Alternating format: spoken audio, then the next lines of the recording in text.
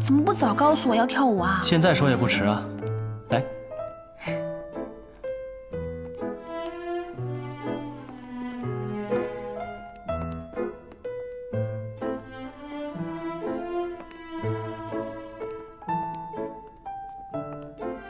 你说你一直在带兵打仗，那你怎么会跳舞啊？唉，这也是没办法呀。这几年不光要打仗，还要搞交际，就陪那些阔太太们跳跳舞、打打牌什么的，很辛苦的。歪门邪道，怪不得你那么油嘴滑舌。我骗你的，你还真信？那你听好了，以后有我在呢，你不用替谁打仗，你也不要去求谁给你出钱。我和整个穆家都是你的后盾。那就是你养我了？当然啦。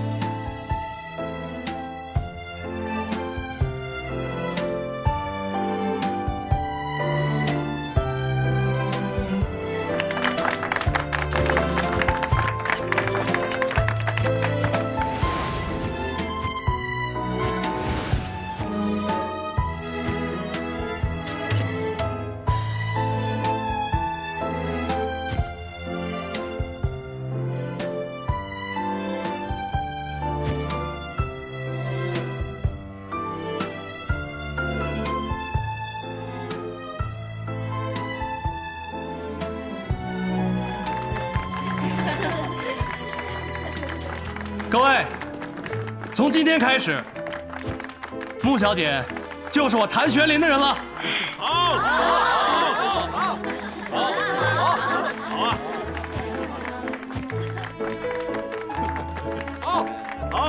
好。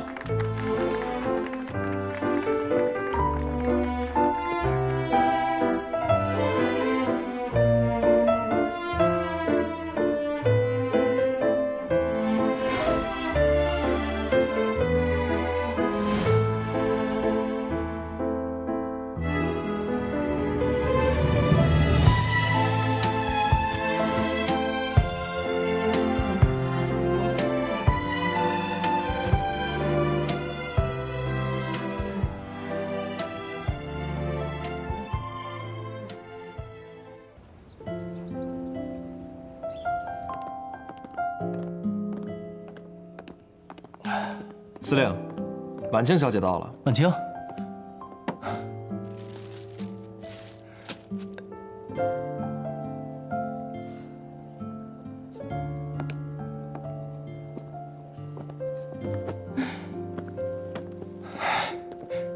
怎么了？怎么了？穆公馆门口都被记者给堵了，谭嗣带了好几个兵才把我接出来。那不比上次你和徐光耀跳舞轰动多了吗？还不是拜你所赐，还嬉皮笑脸的。跟我有什么关系啊？那我们总算是能光明正大的出双入对了。我做梦都要笑出声了。我的谭司令，谁笑到最后，谁才是赢家。来，但是呢，想要笑到最后，就得陪我去趟北京。去北京干嘛？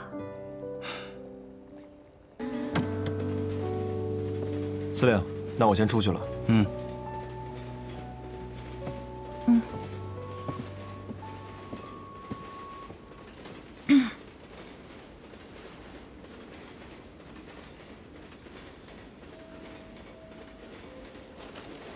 你们有事儿吗？那我们就在门口，谭司令有需要随时吩咐我们。好。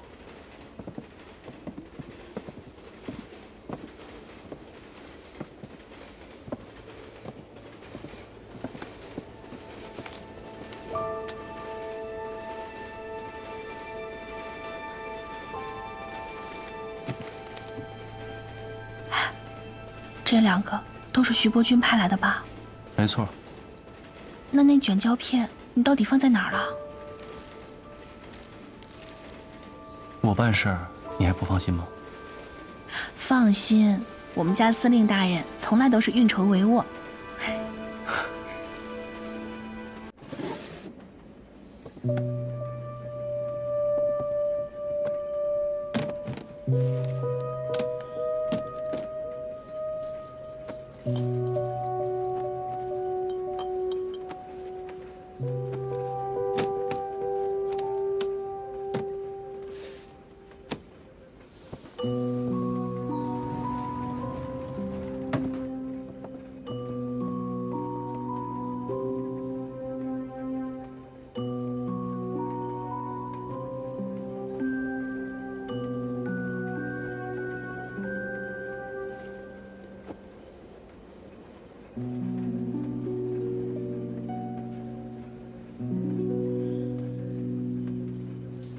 长得还挺好看。我也这么觉得。自恋。哎，刚刚那2个人来翻了一个底朝天，也没有找到。你到底把胶片放哪儿了？你猜？箱子夹层。箱子夹层连你都能发现，我有这么蠢吗？什么叫做连我都能发现？未必你比我聪明啊。对啊，当初你拿了我的布防图，把你都赔给我了，你说谁聪明啊？那你到底放在哪儿了？这样，我们打个赌怎么样？如果你赢了，我给你一个奖励；如果你猜错，那就得给我一个。你怎么可以让4小姐去做这么危险的事情？哎，她精明得很，这种瞒天过海、暗度陈仓的事儿，她习惯了。哎，话说回来，我的那个奖励是不是应该兑现了？什么奖励啊？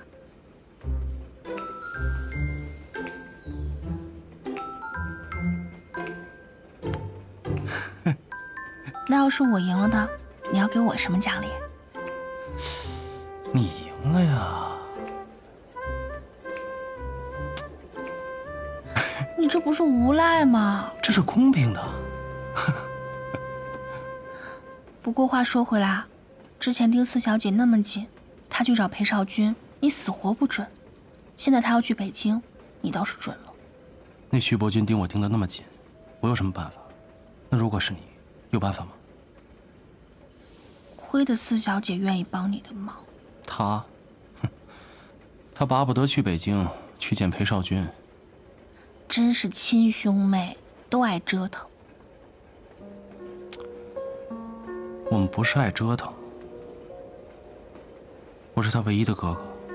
如果我把他养在深闺之中，不让他经历任何的风雨，那他根本不可能知道这世道人心。所以，想让他平安一世，必须让他见识见识，知道审时度势。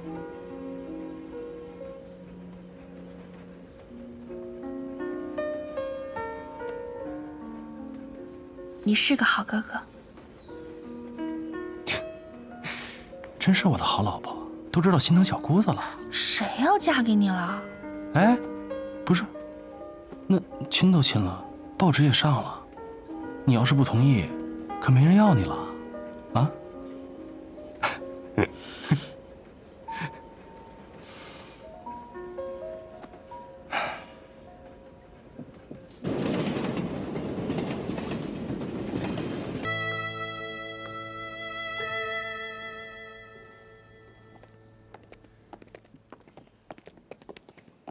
二哥，立正。裴督军，你能亲自前来迎接，谭某倍感荣幸。谭司令，如今已是名副其实的上海王，难得陪幕府监军北上来京，我裴某当然要尽到地主之谊了。督军，我此次前来呢，是为了带舍妹回去。这个丫头私自跑出去，给您添了不少麻烦。我这个当哥的，真的是羞愧万分。麻烦谈不上。谭小姐性格活泼、爽快，与我老裴很是投缘。我们俩现在已是忘年交了啊！谭司令、穆小姐，督军府内早已备下薄酒，专为二位接风洗尘，请。请。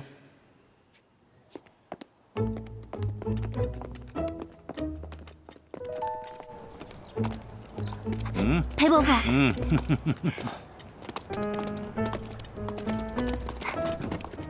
请。你看这丫头，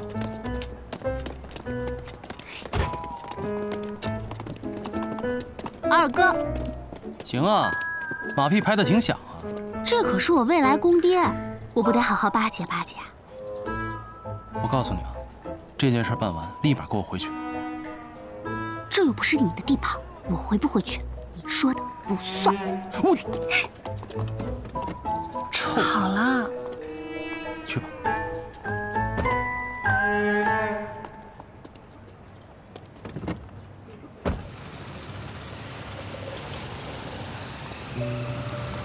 你们去督军府附近盯紧唐玄龄，我去给徐副官拍电报，有事我们悦城会馆碰头。好。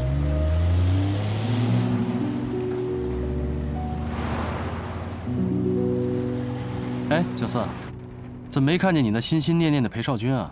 哎，你可别提了，他把裴督军给惹了，现在被关了禁闭。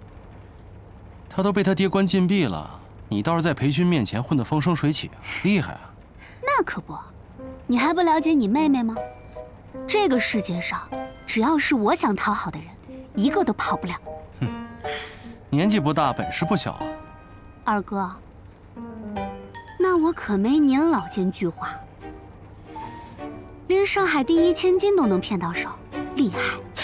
嫂子，回去收拾你。我告诉你，二哥，我现在可是有嫂子的人了，你要是再敢打我，我就让我嫂子收拾你。嫂子，我二哥怎么把你骗到手的？你不该问的别问啊。这个裴勋亲自去火车站接的谭玄林。对的，我们的人亲眼看到的，裴勋带着谭桑榆去接了谭玄林。哦，而且我们的人还打探到，他的妹妹前天住进了裴家，听说这小妮子现在追裴少君追得很紧。这个谭玄林刚拿下了穆婉清，就让自己的妹妹去贴裴少君，他是想跟裴家攀亲，想让自己上海王的位子坐得更稳。倒也是有这种可能。就这么一路大张旗鼓的去北京，只为了攀亲，这也不对。裴勋是代将门，不是他马匪谭家能攀得起的。你派人给我盯紧了谭玄林，看他到底想干什么。是。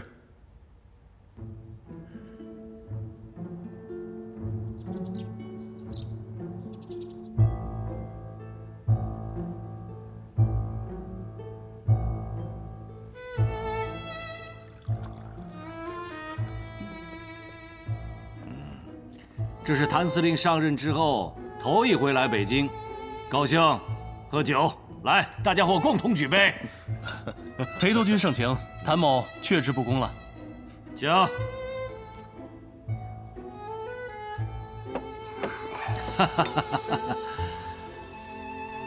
吴小姐，你和谭司令的事情，裴某早有耳闻。美人配英雄，可喜可贺。谢谢裴督军，我和谭司令在上海还小心翼翼，我们的关系登报以来，您是第一个祝福我们的。应该的，男女之事讲究的是你情我愿，只要你俩高兴，天王老子都管不着。徐伯钧这个老贼想利用权势逼你就范，这是他理亏。我裴某人虽然是个粗人，却也见不得这种棒打鸳鸯的下作手段。裴督军，既然您不愿意棒打鸳鸯，那我跟您儿子裴公子这事儿……小四，嘴闭上。哎呀，裴督军，真是不好意思，这丫头啊，从小就欠管教。哥，如果都有冒犯，我替她给您道歉了。哪儿的话，不足挂齿。我没冒犯，裴伯父挺喜欢我的。说的一点儿都不错。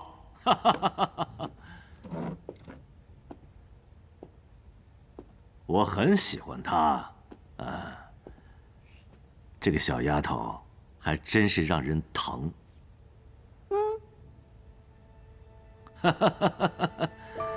这千里迢迢的到北京来看我，还特意给我带来了一份见面礼。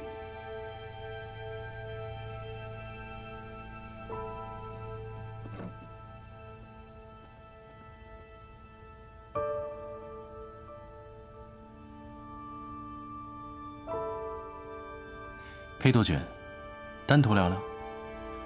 好，左参谋，招呼大家喝酒啊！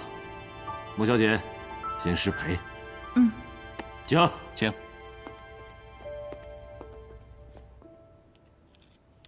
谭司令，你因为穆小姐得罪了徐伯钧，如今朝不保夕，是不是担心自己已经没有了退路了？督军，这没有退路的，又何止谭某一人呢？哈哈哈哈哈！你想让我重审10年前穆远航遇刺一案，扳倒徐伯钧？徐光耀已经查到了庆功宴刺客的事。您和徐伯钧表面上一团和气，可实际又能维持多久呢？与其被动防守，不如主动出击。所谓先下手为强嘛。你想借我裴某的手，去除掉自己身上的威胁？这徐伯钧，不也是您最大的威胁吗？此事也并非不可为，我也早有对付徐伯钧的打算。不过，如果我真扳倒了徐伯钧，那徐家的一切要尽归我裴家军所有，包括越城督军府所管辖之内的上海。您要知道，这最重要的物证胶片是我找到的，您不记我的功劳也就罢了，再惦记上海就不太合适了吧？谭司令，物证现在我裴某人手里，你有什么资格跟我谈条件？没错，但是这人证物证俱全，才有翻案的胜算嘛。是，这物证是在您手里，可这人证在我手里呢。你还有人证？罗督军当年的副官闵大成还没死，就是他替徐伯钧遮掩了真相。哦，那人证在哪里？北京。当然，只要裴督军答应我谭某一个小小的条件，只要您亲自发一份委任状，明确将上海交由我全权接治，这人证啊，我双手奉上。人证既然在北京，那就好办了。你不说，我自然也搜得到。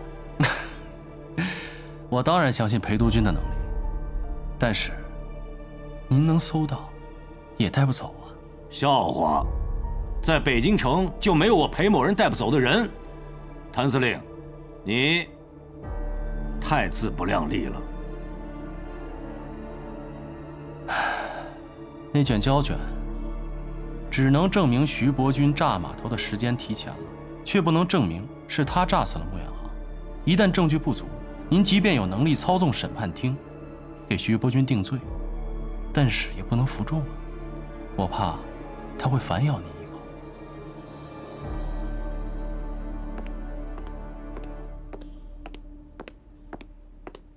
站住！干什么的？裴督军正在和客人谈要紧的事儿，我来给裴公子送饭。你要是不让我进去，我回去打扰了裴督军的大事，他要是怪罪下来，你担待得起吗？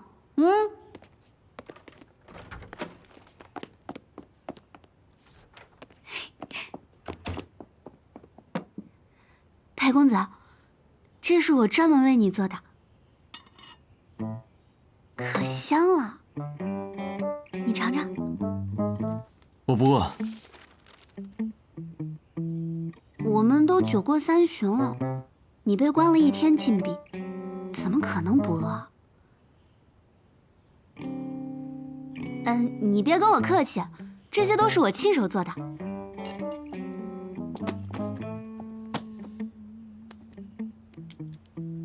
尝尝，你要是喜欢吃的话，我以后天天给你做，好吧？不必了，演了这么久的戏，也是难为你了。谁演戏了呀？你处心积虑地接近我，不就是为了替谭司令铺路吗？我去年学生游行认识你的时候，我哥还不是上海司令呢，我铺什么路啊我？因为游行是偶遇过，所以你才决定接近我，对吗？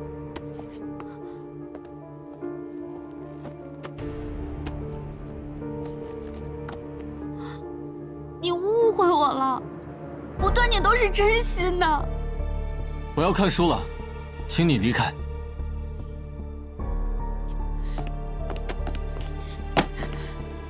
我告诉你，你冤枉我了，我一定会向你证明，是你错了。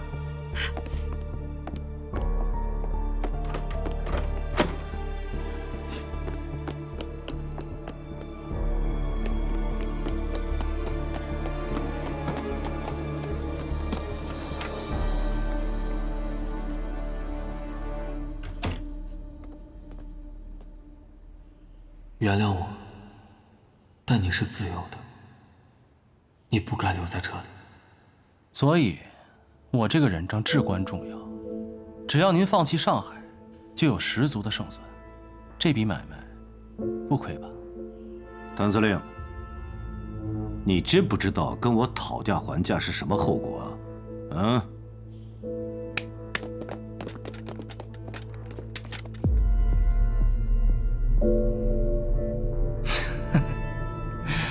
督军，过河拆桥啊！谭司令，配合一点，交出人证，我就能带你一起过河。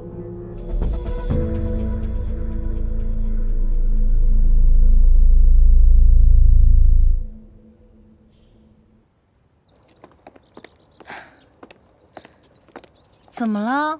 一脸不高兴的。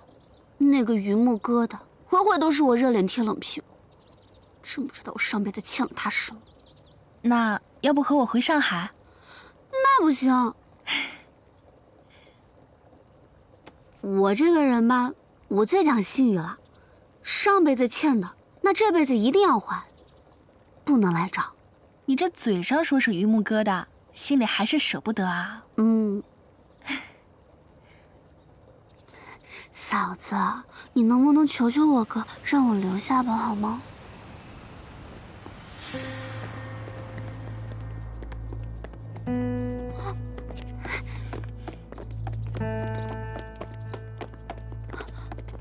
裴伯父，不是，您这是要带我哥去哪儿啊？裴督军，有事好商量嘛，何必动枪啊？说得好，有事好商量。但是谭司令呢，算盘早就打好了，他可压根儿没想跟我裴某人商量。裴伯父，我哥他这个人就是嘴贱，如果他说什么您不高兴，您生气了，我替他给您赔个不是成吗？你说什么呢？你给我闭嘴！谭小姐、穆小姐，请二位移步。我们裴府从来没有对女人动手的习惯。走。你给我起开！你们今天谁也别想带我哥走。我是女人，你们谁敢动我？好了，小四，我是跟裴督军去办正事的，放心吧，没事。有正事聊，这么多人带枪，这不是假钱没谈拢吗？他们想强卖，是不是？好了好了，小四，你哥办的是正事儿，别添乱。带走，正事带走。放心，很快回来。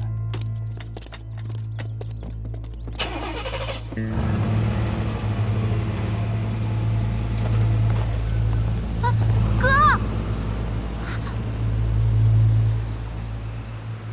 放心，他有分寸。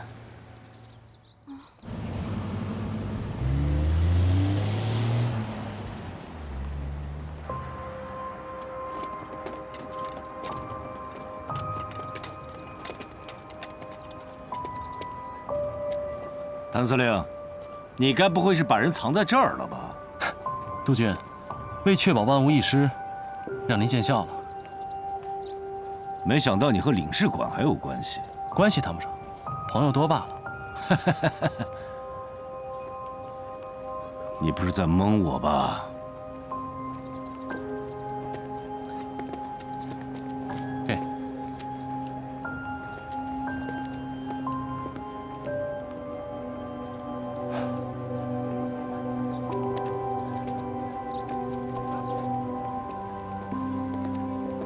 1号，谭司令来了。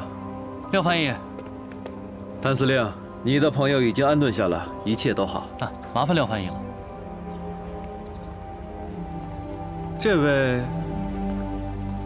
这位是裴督军吧？我在报纸上见过您的照片，您亲自过来是有要务找领事先生吗？我去帮你通报一声吧。不必了，我来是陪谭司令看望朋友。是，谭司令的朋友已经安顿好了，这里很安全，请你们放心。廖翻译，啊，是。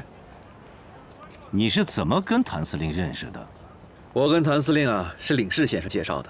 这领事先生之前当过战地记者，谭司令救过他的命，所以谭司令交代给我们的事情，我们可不敢怠慢呢。你的人缘还真不错啊！嗨，什么人缘啊？这腰杆子不硬，不敢得罪别人，多个朋友多条路嘛。说得好。好，我希望这次之后我们也能成为朋友。督军，能得到您的垂青，我求之不得。廖翻译，不打扰了，告辞。裴督军慢走，请。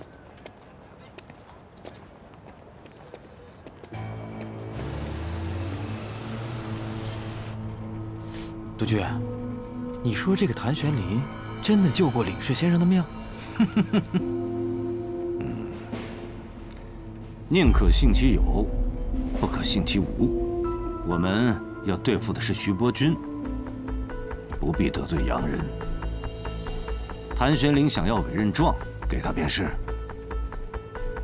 革命军眼看就要过长江了，我看他这个上海王也是朝不保夕。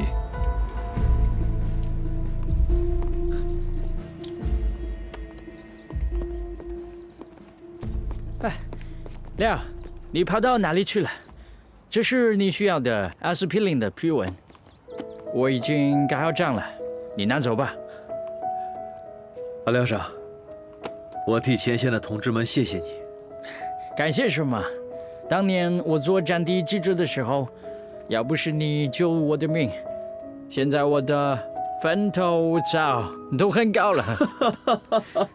你现在这口中文呢，可是越说越地道了啊！哎呀，还不是跟你这个老布尔什维克学的吗？啊，不过听说你的部队老大省长啊，你不去前线录一首，争个军功章回来？我们共产党人不争功，我把这批药运到前线去，能多救回几个受伤的同志，这比什么军功章都有价值。嫂子，我哥不会有事儿吧？没事，你哥啊从来不打没有准备的仗，他心里都有数，放心啊。好，谭司令。哥，我明天就让高等审判厅启动重审，便给越城督军府发传票，传徐伯钧马上赴京，配合审查。裴督军放心，人证交给我，绝对不会出岔子。今天酒喝的不尽兴不算啊，等扳倒了徐伯钧，我们再庆功畅饮。好，请。没事吧？没事。原来这男人不仅善变，还反复无常。二哥，你和裴督军到底怎么回事？明明你们刚才还动刀动枪的。这怎么突然间就勾肩搭背了？你们俩这关系还真是扑朔迷离。学着点吧，大人的世界你不懂，大人的世界就是真真假假，假假真真。别逗四小姐了，事情办得怎么样？办妥了，他答应事成之后不会染指上海。果然你吃准了他的心思，一切都在你的意料之中。不是嫂子。我怎么越听越听不懂了呀？这你们俩关系不是不好吗？他怎么跟你妥协了？他拿枪顶着我，就是想找到闵大成，想把利益一个人全部吞掉。那你交了吗？你傻呀！我当然不能交，而且我还把闵大成藏在一个他想带走都带不走的地方。这北京还有裴督军找不着的地方？我不信。就是外国使馆。二哥，你还真是老奸巨猾。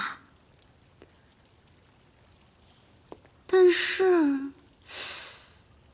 我哥这么算计裴督军，这万一他以为我俩是一种人，那我在我未来公爹心目中的形象，不全让你给败坏了吗？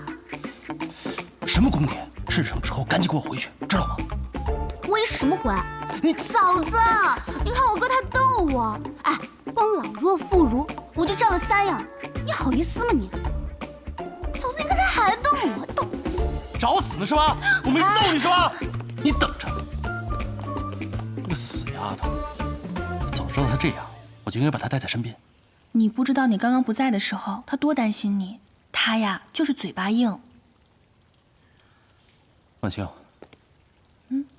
我跟你说，事成之后，如果他不愿意回上海，你要帮我好好劝劝他。总之，他不能留在这儿了。他还让我劝你呢，你们俩兄妹闹别扭，让我一个外人在这左右为难。你怎么能是外人呢？你可是我未来的老婆、未婚妻，怎么能是外人呢？你不会是想要反悔吧？那我可要盖个戳，宣誓一下所有权了。你别闹，这里这么多人被看见了不好。就是让他们看的。你别闹，这里这么多人被看见了不好。就是让他们看的。哎，你挠我！哎，你别动，别跑！哎呀，这个谭玄礼还真是没羞没臊。他是想告诉我们，因为穆婉清，他和徐家明面上的那点体面早已被撕得干干净净的了。对付徐伯钧，他是我们最好的盟友。但是这小子诡计多端，心思叵测，不是可交之人。因利而聚，利尽而散。我要用他手里的那副好牌，认认真真的胡上一把。你看看这本诉状，这个案子，你们审判厅能审不能审？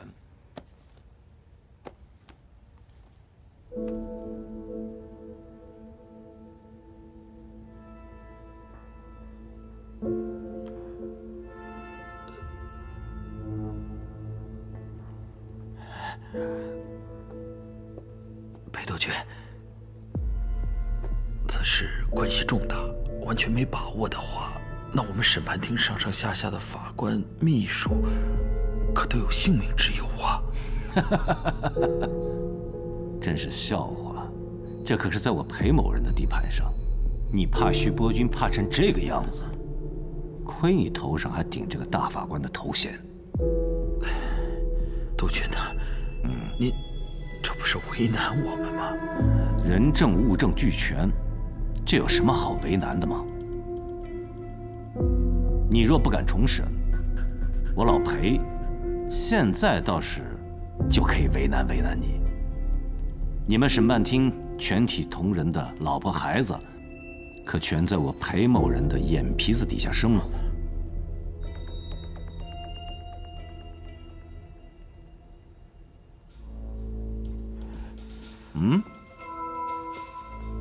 刘大法官，是不是我老裴平时对你们太仁慈了？你们只怕徐伯钧，倒不怕我裴勋啊？督军啊，我们绝对不敢，绝对不敢呐！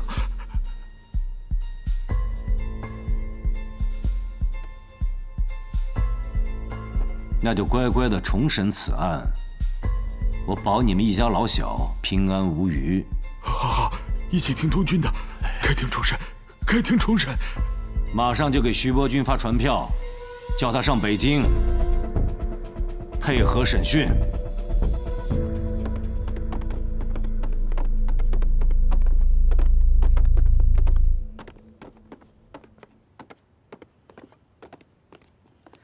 怎么事情办得顺利，你还不高兴啊？事情是顺利。我本来想借他的权力扳倒徐伯钧，可是我真没想到，这些法官会对他下跪。我更没想到，这国之公器居然被他玩弄于股掌之中。是啊，这个裴勋未必比徐伯钧好到哪儿去。一丘之貉罢了。但这也不是一朝一夕能改变的事情，慢慢来，别着急，好吗？对，打赢这场仗再说。走吧。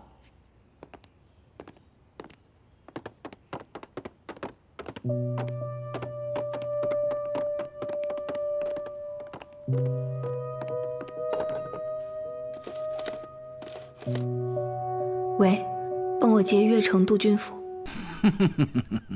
徐伯钧果然是用称病来糊弄我们，看来这个老小子是怕了。他知道自己绝无胜算，怕有来无回，所以才派一个副官来带他出庭。督军，我觉得这事儿没那么简单。如果徐伯钧对审判不抱希望，他完全可以对这个传票置之不理啊，何必派自己的心腹徐远代为出庭呢？我怀疑徐远此次前来是另有目的。那依你的意思，他会作何打算啊？这个我目前不敢妄下判断，但是徐伯钧绝对不是一个坐以待毙的人，督军。所以我建议尽早开庭，以免夜长梦多呀。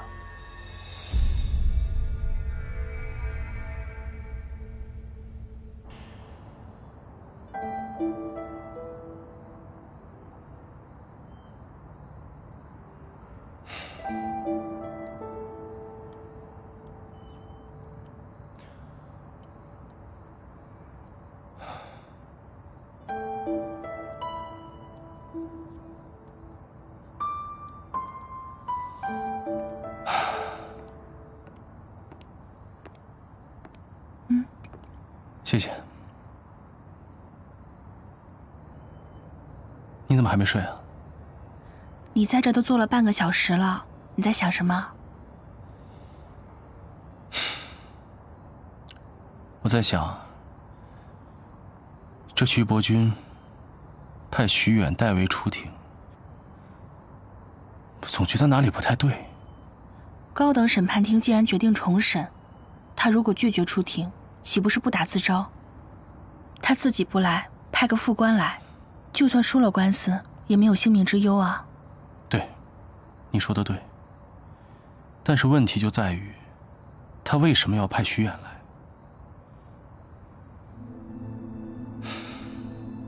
慢点。没事。你想啊，我们现在人证物证俱全，不过徐伯钧肯定是心知肚明，这次翻案肯定是我和裴勋一起想联手搞垮他。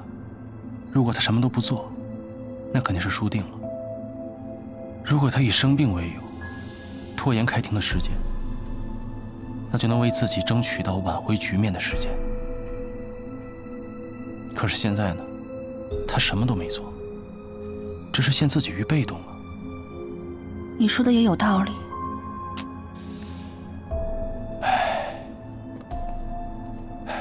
其实我早就做好了徐伯钧拒不出庭的准备。这徐家的眼线一路跟着我们。我带裴勋去大使馆找闵大成的时候，我还故意给他们留了破绽。我原本以为这徐伯钧会先设法杀掉闵大成，只要他在使馆区动手，我就能立马抓他个现行。即便徐伯钧拒不出庭，我们也能立刻开庭审理他谋杀证人一案，顺便连带出10年前的旧案。但是我真的没想到，他这么爽快的就派自己的亲信徐远出庭，没道理。除非他派徐远来，就是为了挽回局面。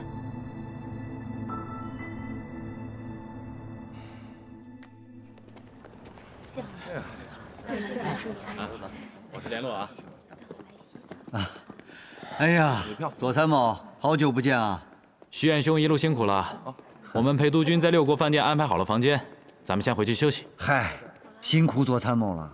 我们徐督军身体抱恙，不便出庭，还请裴督军莫怪。哎呀，徐老兄说的哪里话嘛！您老兄可是徐督军身边的贴身侍卫啊！啊，由您带他出庭，那是理所应当的事情。我们督军清者自清，况且还有裴督军在，我相信高等审判庭一定会秉公断案。哎呀，那是自然。老兄先安心休息，等出了开庭时间，我通知你。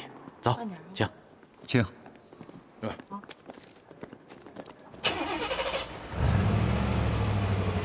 开车。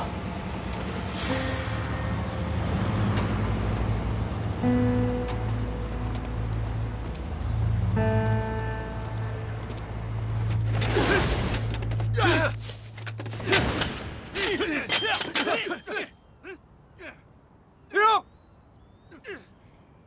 向右看齐，向前看，专业。立正，专业。谭司令，看看我这裴家军和你谭家军比如何呀？督军世代将门，裴家军的军容风纪，岂是我们这种杂牌军能比得了的？谭司令说笑了，你现在已经不是什么杂牌军了，坐拥10里洋场，马上要成为穆家的乘龙快婿，你可比我阔气多了啊！督军您说笑了，我这区区2000人，怎么能跟您这10万大军比呢？哎，家家都有本难念的经，你可是不知道我的难处。10万大军，人吃马喂，一年要耗费多少银两啊？徐伯钧镇守在富庶的江南鱼米之乡，苏景山呢，又坐拥晋西北的大片的煤矿，我跟他们比不了。再加上这几年水旱蝗灾连着来，农民欠收，军饷告急。那是您太仁慈了，不像某些督军镇守使，把几10年的税收提前收完了。你以为我不想啊？如果我也能像徐伯钧那样，坐拥富得流油的越城，我也恨不得把那些土豪劣绅的油水全都给榨光了。可是不行啊，老百姓身上榨不出什么油水来。如果真的把老百姓逼急了，那我的军饷更就没有着落了。是啊，督军，这徐伯钧的案子到底什么时候开庭啊？我知道你是担心夜长梦多，但是这事儿还真急不得，毕竟案子太大了。我们必须给高等审判厅留一点时间，让他们做准备，免得到时候舆论会骂我们，说我们是预谋好的，要给徐伯钧下罪名啊！左参谋在书房等你，说是有要紧事。谭司令，我有急事，先失陪了，你请自便。好。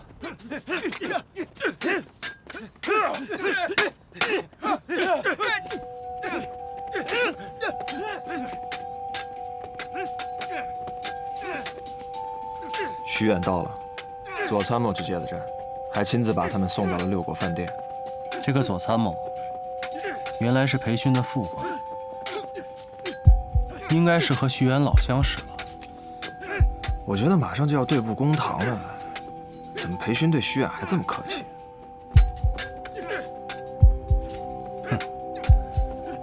看来只要1天不开庭，就会有变数。变数？裴勋就是个变数。谭四，你派人盯紧徐远，有任何情况立马汇报。是。徐伯钧的那个副官真的是这么说的？是的，他说徐伯钧最近身体不佳，对上海的事务有些鞭长莫及。这个谭玄林又是一个爱闹事儿的人，自从他上位以后，令徐伯钧十分头疼。这次翻出10年前的旧案，就是为了诬陷徐家。督军，此番您若是能站在徐家这一边，治谭玄龄一个诬陷长官之罪，那么徐伯钧说了，就由您来指定上海司令官的人选。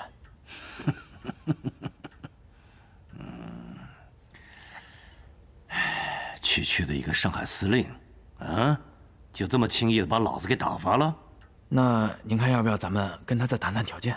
扳倒徐伯钧和扳倒谭玄龄，哪个对我们更有利？自然是扳倒徐伯钧呐。不，更有利的是，既扳倒了徐伯钧，又能从谭玄龄那儿要到好处。您的意思是让这个谭玄龄出血？下午我已经暗示过他了。如果这小子聪明的话，就应该明白，催我开庭，必须表现出他的诚意。那徐副官那边，你先答应着，如果徐伯钧催我们向谭玄龄动手，你就告诉他，我要挑到合适的上海司令的人选，让他们不要催。属下明白。去，把裴勇给我找来。是。少帅，这是您要的书。我知道我今天来晚了，但是今天啊，白天实在是不得空。你今天去哪儿了？怎么一天都没看见你的人影？哎呀，别提了。这徐督军啊，出庭的代表来了，左参谋呢又要接站，又要把人给安排好，而且呢还要里里外外给督军传话，实在是走不开，所以啊就让我给顶了个差。徐伯钧的人不是等着来开庭的吗？副帅有什么话要跟他们说？嗨，也没什么话，就是出庭前的一些小话罢了。行了，没什么事了，你去忙你的吧。得嘞。哎，对了，你让谭小姐来下我这里，有几本书是她要的。明白。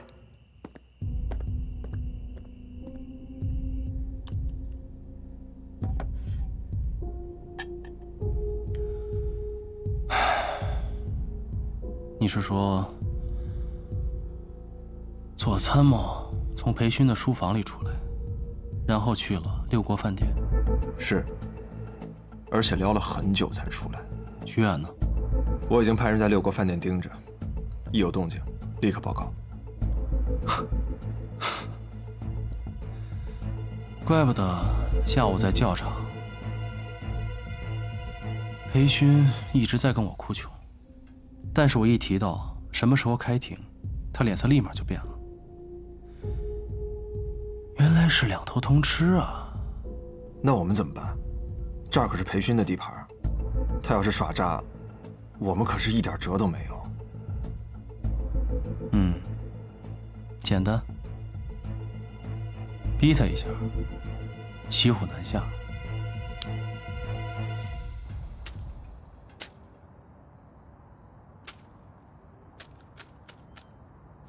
嫂子，你能想象自己在家就跟坐牢一样的感觉吗？又嫌你哥管你太多啊？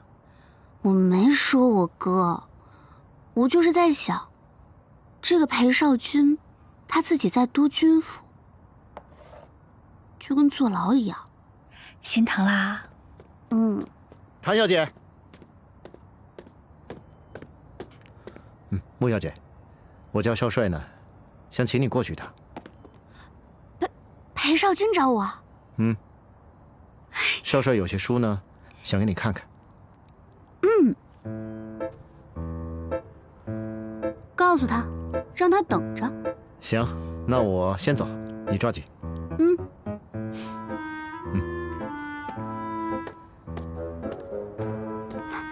嫂子，这主要是我也没说要找他看书啊。我知道了，他一定是被我打动了。这俗话说得好，一日不见，如隔三秋。哎，嫂子，你说这个裴少君，他是不是就在找借口？其实他就是想见我而已。但是我觉得这倒不像是裴公子会做的事情啊。要不我陪你一起去吧，你一个女孩子家这么晚去也不好。真的？你真是我亲嫂子。你呀。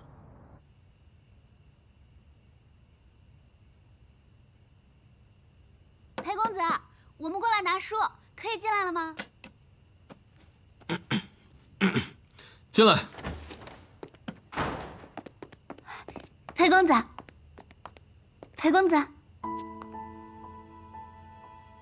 裴公子莫怪，只是实在太晚了，你让桑玉一个姑娘家自己过来，实在不方便，免得人家说闲话。穆小姐说的对，是我考虑不周。裴公子，你是不是想我了？你要是想我，你就直说呗，找什么借口啊？谭小姐，我找你来呢，是有件事儿，觉得应该让你知道。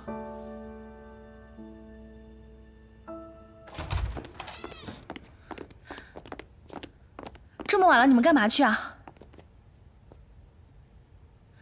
谭四，你在这守着。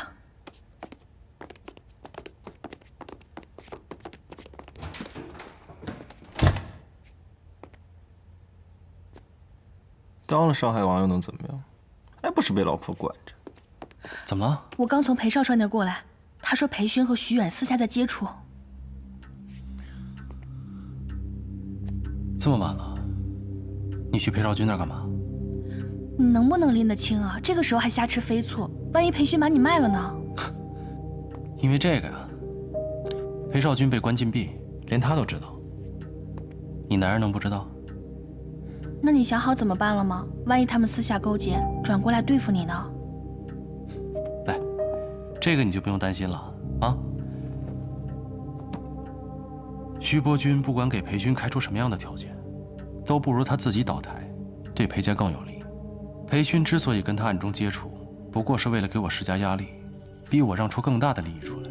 你就这么有自信？你想啊，裴少军现在连门都出不去。如果裴勋不想让他知道，他哪来的消息？还有，徐伯君和裴勋一起去参加穆家的舞会，不就是为了筹军饷吗？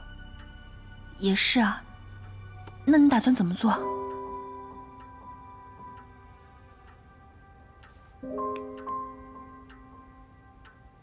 我准备去找廖先生，通过使馆的关系，在国外的报纸上刊登徐伯君旧案重审，把消息放出去，造成舆论压力，逼裴勋开庭。不行，你这么和他硬碰硬，万一把他逼急了，他就算扳倒了徐伯君，也会反过头来对付你。既然他要的是军饷，那咱们就给他军饷。他就算看在钱的面子上，也一定能放咱们回上海。婉清，这不是小数目。不怕，我付得起。你付？哎，你忘了你在百乐门说过，从今以后你就是我的人，我来养你啊。你这样，我就真成吃软饭的了。再说，穆伯父能同意吗？现在的穆家我说了算，而且这一次官司，我们肯定会和徐伯君彻底撕破脸。如果能用钱买来裴勋对穆家的支持，倒也不亏啊。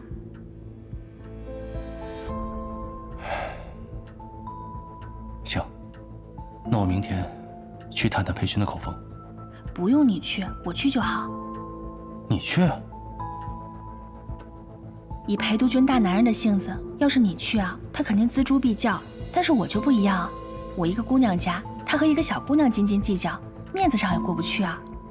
而且看他对你妹妹的态度，他对待女孩子容易心软。不行，锱铢必较就是锱铢必较，我不同意。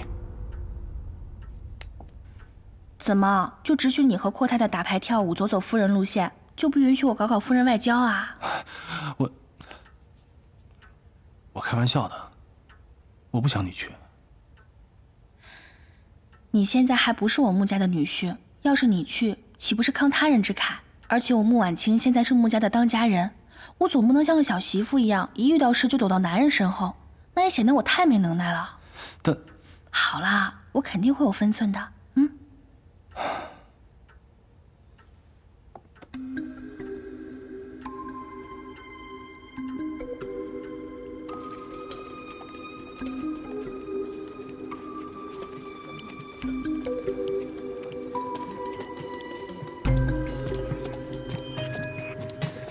开门吧。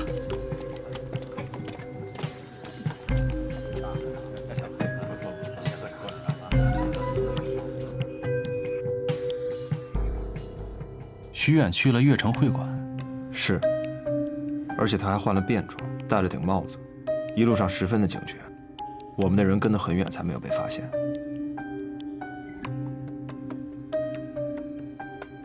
他跟左参谋谈完话，还去了哪儿？我们的人一直盯着，左参谋走了以后，他就一直没有出过门，直到天黑了，才去了悦城会馆。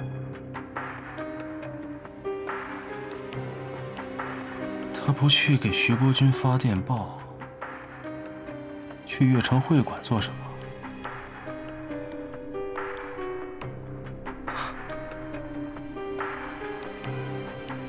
徐伯钧来北京了。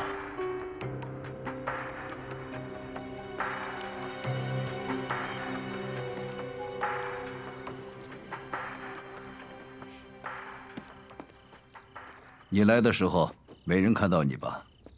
督军放心，我进来的时候兜了几个圈子，确定没人跟着，我才进来的。啊。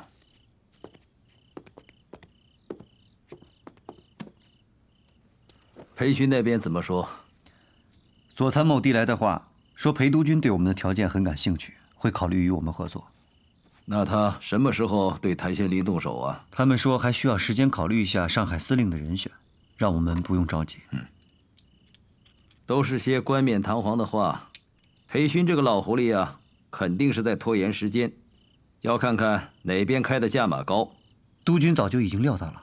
嗨，我不过是探探裴勋的虚实。他要是真心答应我，肯定是狮子大开口。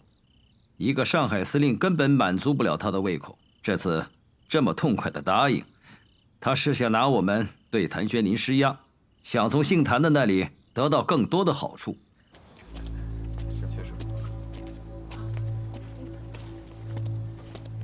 站住！干什么的？哎呀，我给客人送壶热水。水壶留下，你离开。哎哎，行。哎，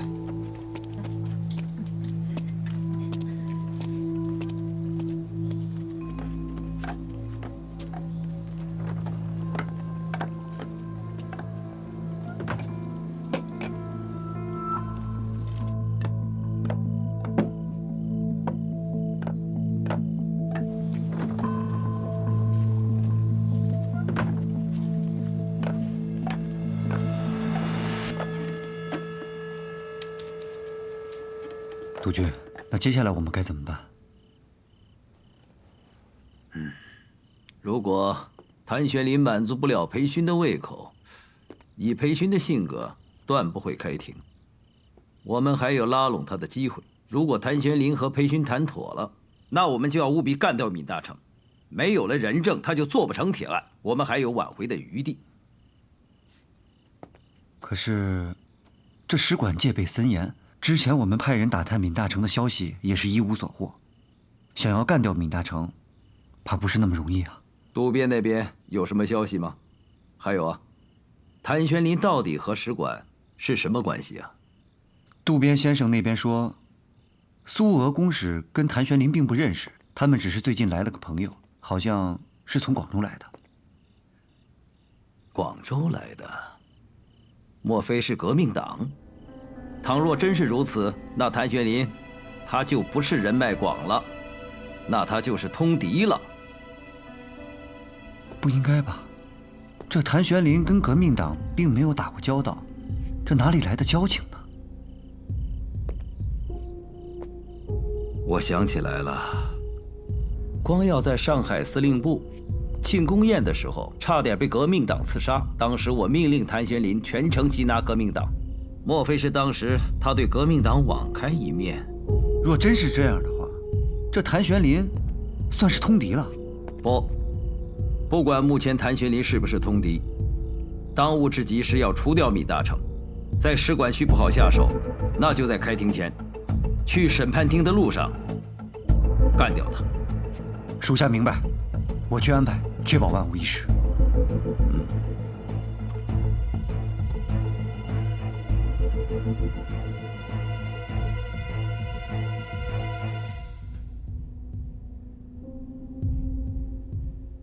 这是督军府的特供烟，徐光耀抽的就是这种。果然，徐伯钧来北京了，就住在悦城会馆。司令，那我们要不要先下手为强？先不要打草惊蛇，他跑不了。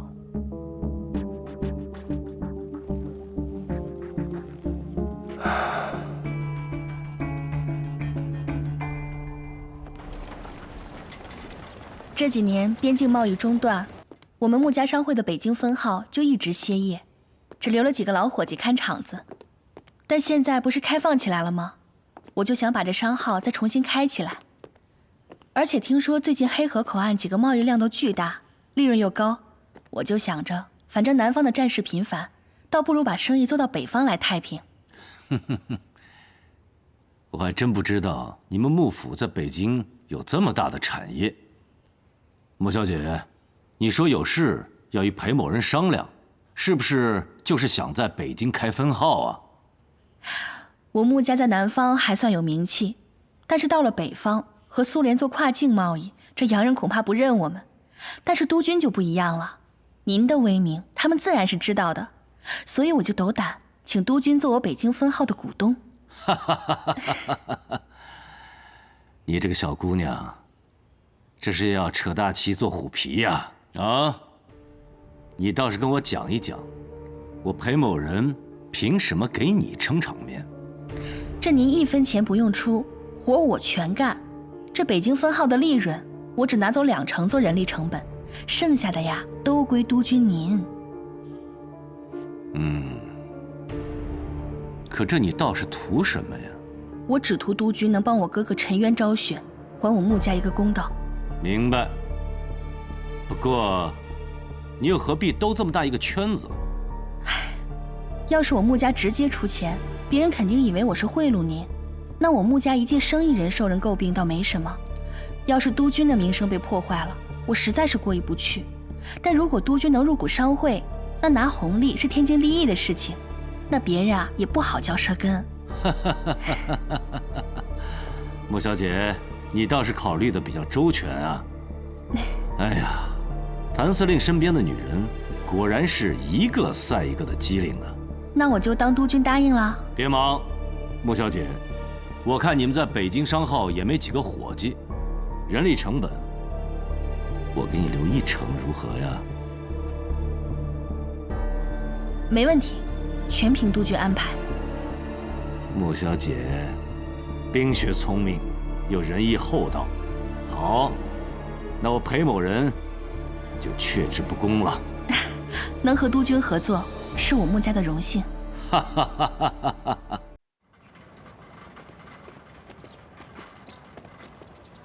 怎么样，司令？事情办妥了？廖先生跟几家外国的报社关系还不错，他答应帮我们刊登旧案重审的消息。所以在这压力之下，他不可能一拖再拖。但是穆小姐不是已经去找裴勋谈条件了吗？咱们还用逼他就范？像这样的老狐狸，我们必须软硬兼施，双管齐下。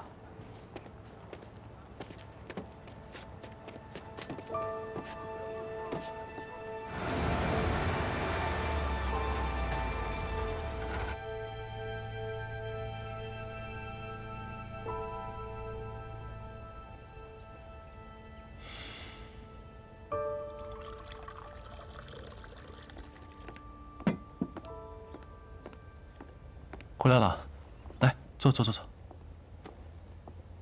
么样？他没有为难你吧？累死我了。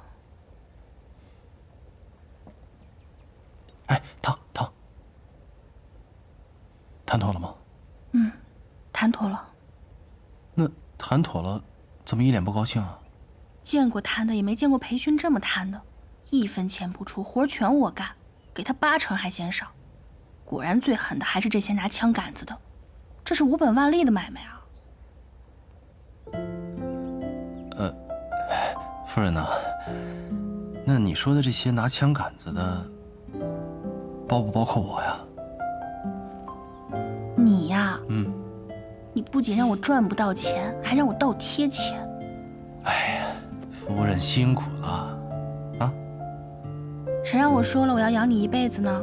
话都说出口了，也只能认栽啦。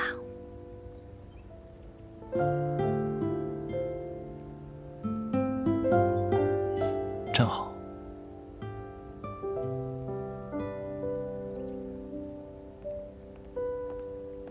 二哥，原来你一直靠嫂子养啊！坐过去。那你不是成吃软饭呢？贾斯，你不说话，没人把你当哑巴啊！哦，你的公公真的够贪的。你的裴公子呢？哦，对了，那个裴勋有没有说什么时候开庭啊？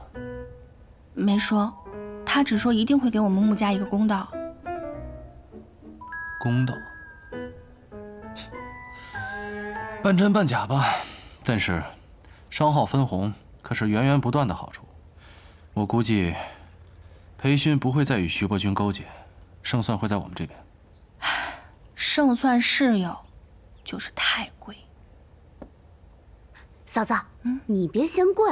你想啊，这我要是跟裴公子在一起了，那咱们都是自己人。俗话说得好，肥水不流外人田。死丫头，胳膊肘往外拐，你还真把裴家当婆家了？二哥，你还好意思说我？我不过是帮裴家多说2句话，你就说我胳膊肘往外拐。可是嫂子还没跟你成亲呢，就给你花这么多钱。那你的意思是，嫂子也胳膊肘往外拐了？皮痒了是吧？啊，是不是皮痒了？啊！走了，拜拜。你别走，别走！臭丫头！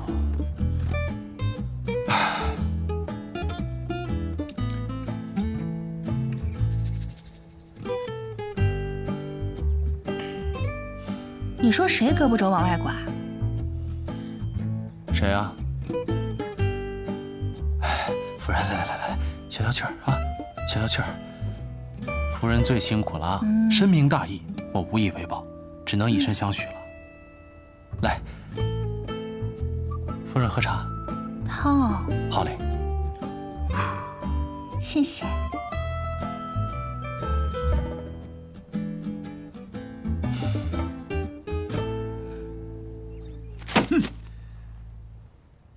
裴勋这个老东西，他是要彻底跟我翻脸呐！拿洋人的报纸恶心我，看来他是铁了心要跟谭玄林站在一起。就算他跟谭玄林站在一起，我们也不用担心。在开庭之前，我有把握干掉闵大成。传令下去，让长江以北的军队往函谷关集结，并责令光耀马上押运军需辎重前往支援。督军，可是这革命军现在正在长江南岸跟我们对峙。哎，两害相权取其轻。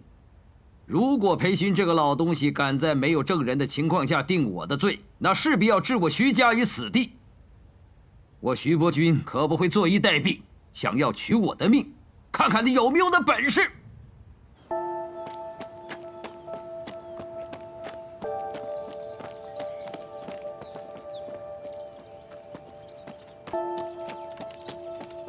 你怎么回事？徐副官说了，报纸不要拿到少帅这里，快拿走啊！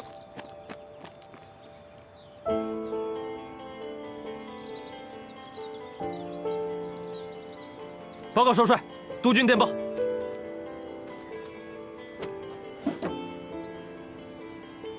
什么事？督军让你押送辎重去函谷关。可是我们的军队在长江边跟革命军对峙，这个时候去函谷关干嘛？督军电报上没有明说，但他要你5日内抵达，否则军法论处。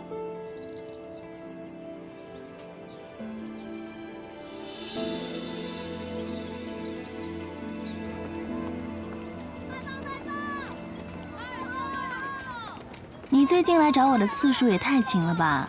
是不是因为徐少帅、裴少帅都不在，实在闲得慌？你要是愿意陪我吃饭呀，我倒是宁愿他们都不在。我看是他俩都办正事去了，没空带你玩吧？我的正事儿就是陪你。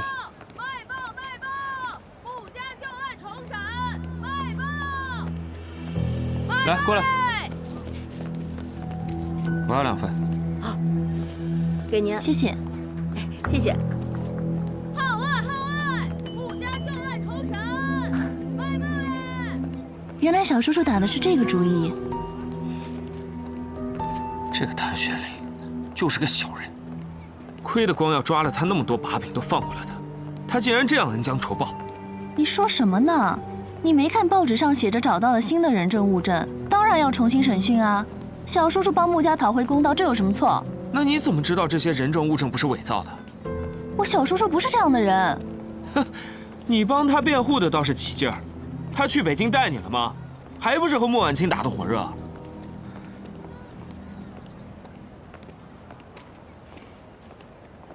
那你替徐光耀不平，你自己不还是被蒙在鼓里？他俩不是你的好兄弟吗？出了那么大的事，他们通知过你吗？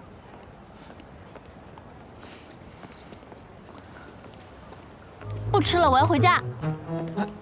哎，位置都定好了。气饱了。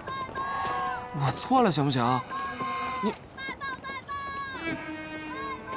哎，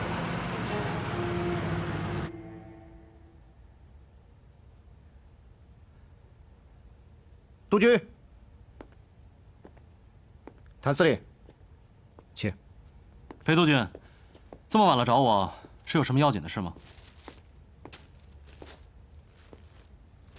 谭司令，这事儿是你干的吧？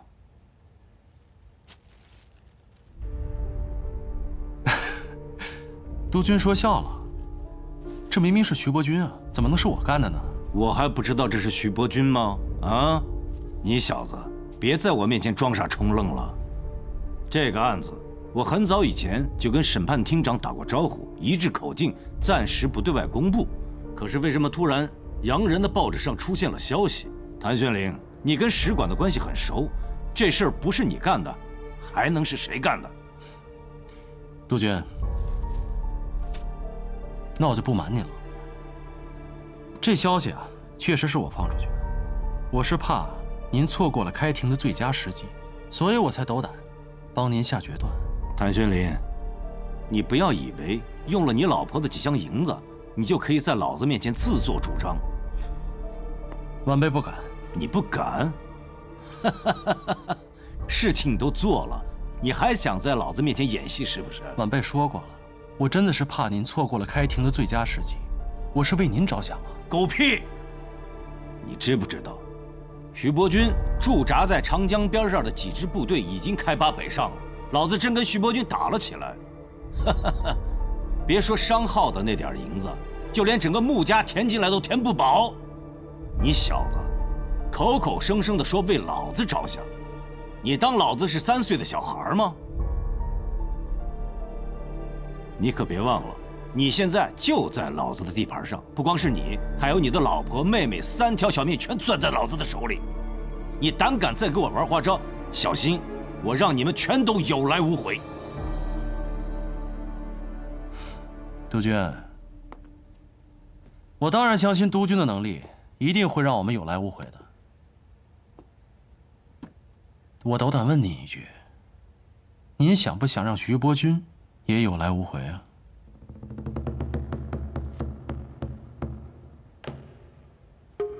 怎么讲？徐伯钧已经在北京了，就住在悦城会馆。他现在人在北京，千真万确。他派副官与您虚与委蛇，自己却在背后暗中筹谋。督军，现在是千载难逢的机会，只要开庭，定徐伯钧有罪，立马就能把他抓进监狱。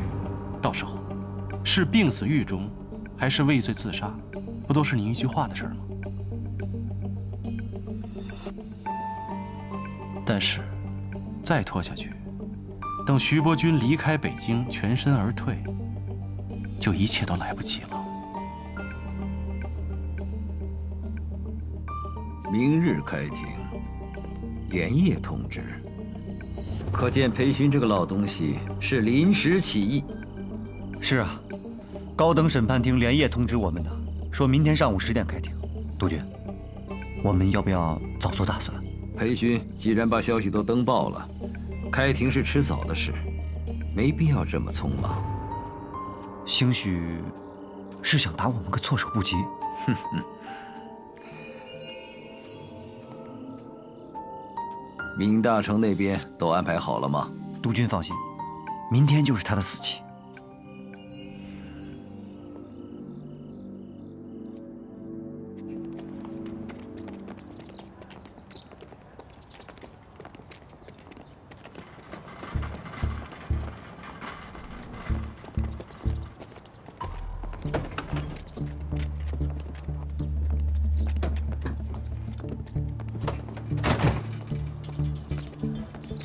确认，人在车上。卖花嘞，卖花，来看看吧。你先让他看出来啊！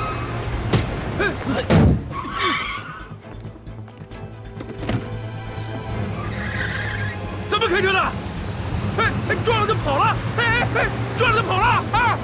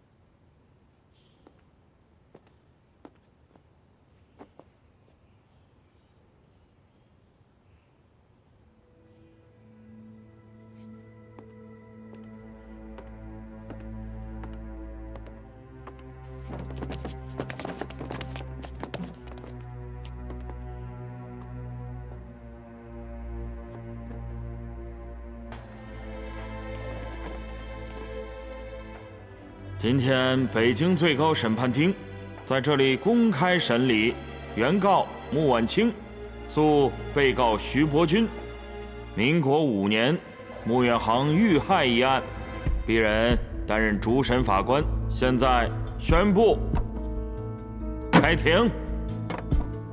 首先由书记官宣读法庭纪律。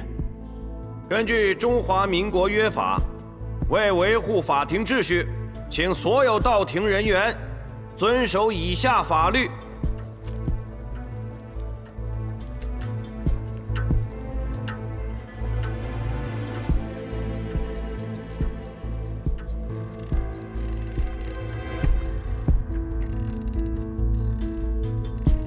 当年的尸检结果说我兄长的死亡时间是在下午1点钟，但是根据我兄长手表静止的时间，判定码头轰炸的时间在下午3点钟，因此判定了徐伯钧无罪。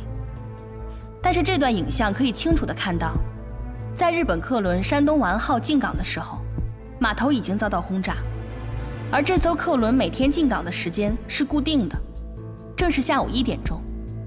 由此看来，徐伯钧轰炸码头的时间和我哥哥死亡的时间是一致的。那么我哥哥的死亡，徐伯钧有重大嫌疑。被告对原告提出的证据，你可有疑义？哈，原告的记性实在是不太好。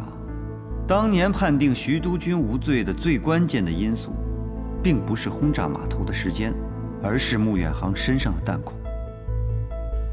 如果说是徐督军下令轰炸码头，才导致穆远航身亡的，那我想问一下，他身上的弹孔又是怎么来的？哈哈，别忘了，当时码头可是由罗督军控制着，我们徐督军的人根本进不去。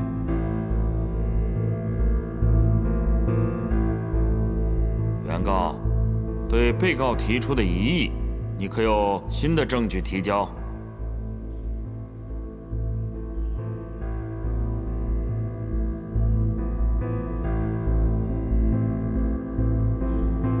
我们有人证。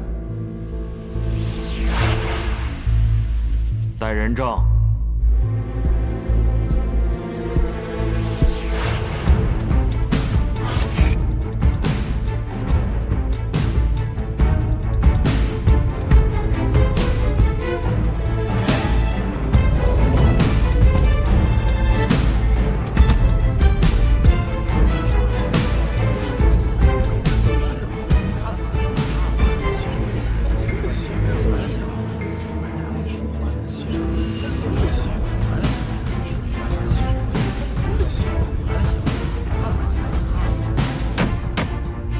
静，肃静。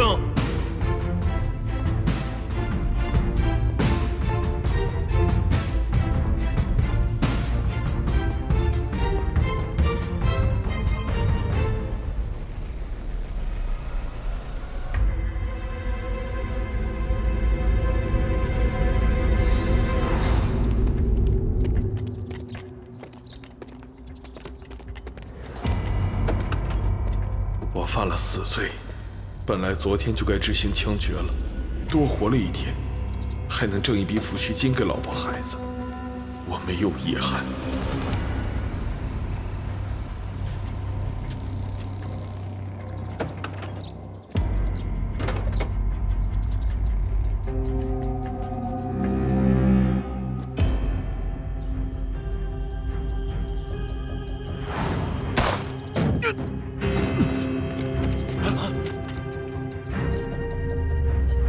本证人闵大成在此当庭作证，证明10多年前的绑架杀害穆远航之案，真正的幕后凶手就是徐伯钧他们一伙人。而穆远航并非死于绑架撕票，而是因为徐伯钧指使他们的手下开炮轰击仓库，造成了穆远航的死亡。此事我是亲身见证的，所以今天我愿意站在这个法庭之上，把当年的真相说出来，以证明徐伯钧及其手下的罪行，也请求法官可以做出公正的裁决。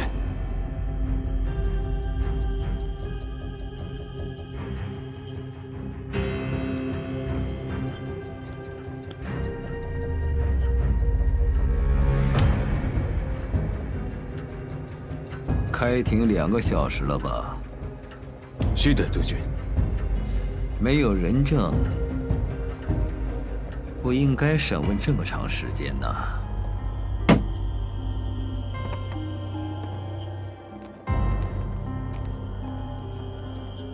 现在我宣布，徐伯钧杀人罪、伪证罪成立。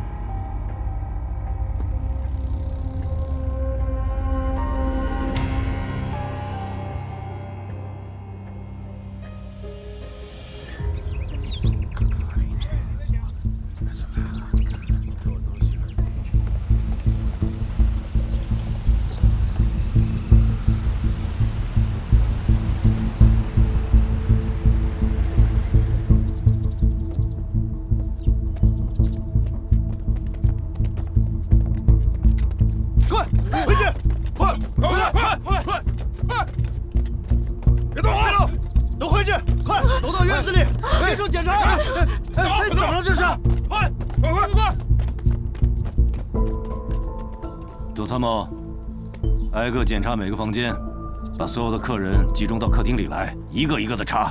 是。你们2个过去，其他人快！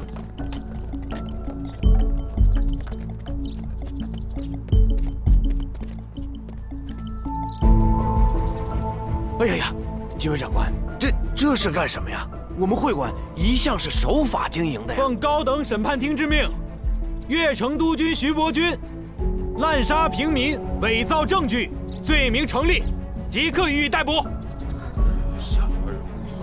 哎，长官，我们会馆是光绪年间几个越城商贩凑钱建的，和徐督军不相干呢。放心，没说和你有关系。我们只是得到消息，越城督军徐伯钧前几日便已来京，就下榻在你们越城会馆。这长官，怕是搞错了吧？徐督军若是来京，肯定入住6国饭店，不怎么可能入住我们这儿啊？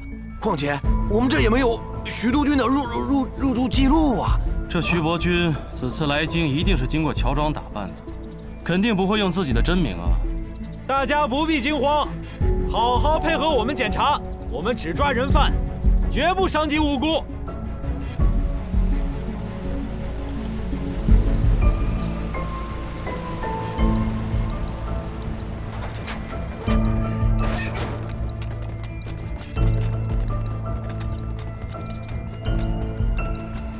裴督军，渡边先生，裴督军，我接到了我们日本侨民的求助，说这里出了事，他们被限制了人身自由。我想知道是怎么一回事。渡边先生，这里发生的事情和日本侨民没关系，我们正在搜查一名人犯。那就好。不过，保护日本侨民的人身安全，是我们大使馆的职责。我现在想把他们带走，以免让他们受到惊吓。当然可以，不过那还得在我们全部检查完之后。不必了吧？除非你们要找的人是我们的日本公民。不过，即便是我们日本的公民犯了事，他们也享受领事裁判权，应该交给我们领事馆来处理。领事先生，如果你想保护本国的侨民，无可厚非。只不过，如果不一一排查的话，到时候浑水摸鱼，变成了日本公民了。这个不用你们担心，领事馆会逐一检查他们的护照。你们没有权利搜查我们的日本国民。日本の方、みんなこっちに集まって。ちゃんとパスポートを出してください。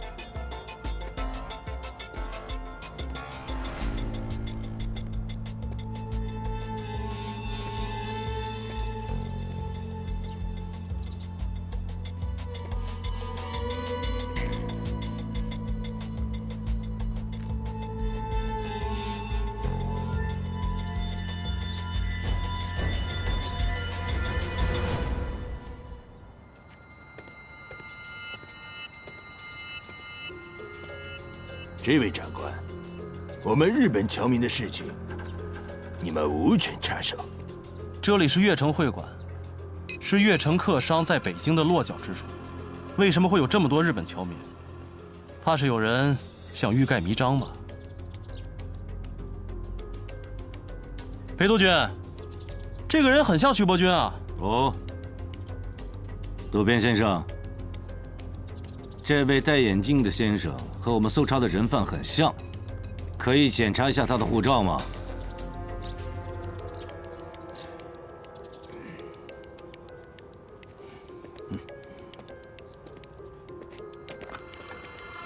裴督军，护照我检查过了，没有问题。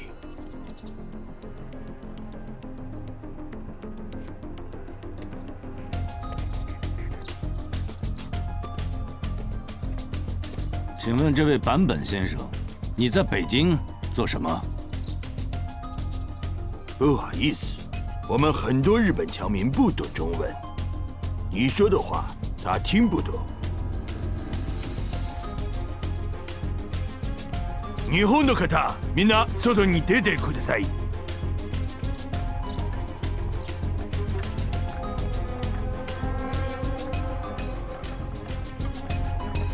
坂本和彦，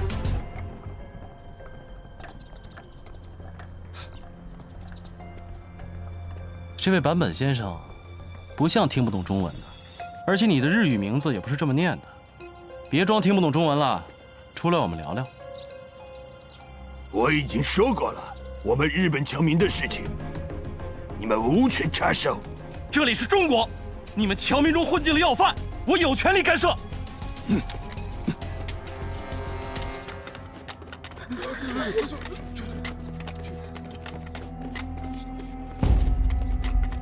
你试试看。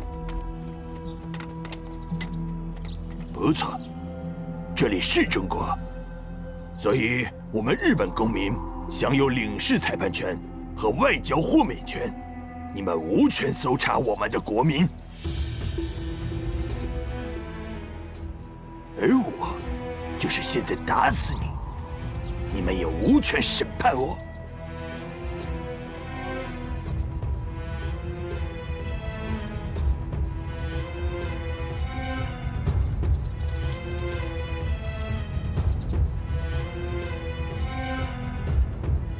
左参谋，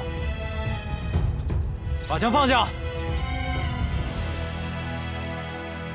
裴督军，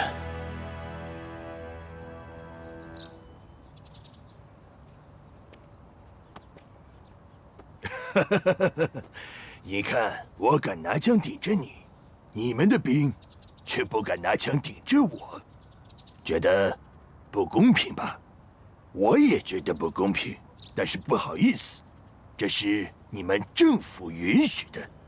你们中国人，在中国自己的土地上，却偏偏要低人一等啊！皆さん、外の車に乗ってください。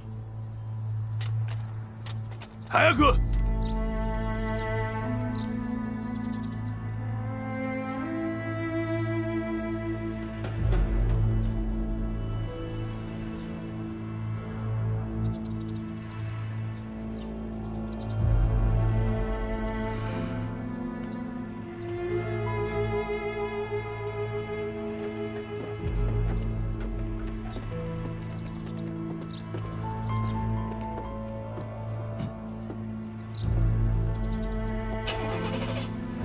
裴督军，我的事情办完了，你可以开始你的搜查了，石培。